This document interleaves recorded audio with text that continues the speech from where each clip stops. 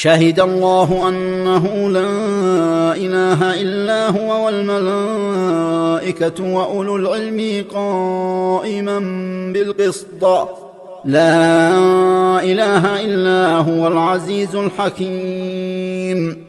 إن الدين عند الله الإسلام وما اختلف الذين أوتوا الكتاب إلا من بعد ما جاءهم العلم بغيا بينهم ومن يكفر بآيات الله فإن الله سريع الحساب.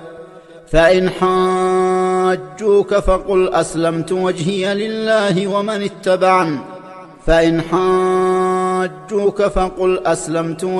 لله ومن اتبعني وقل للذين أوتوا الكتاب والأميين أأسلمتم فإن أسلموا فقد اهتدوا وإن تولوا فإنما عليك البلاغ والله بصير بالعباد.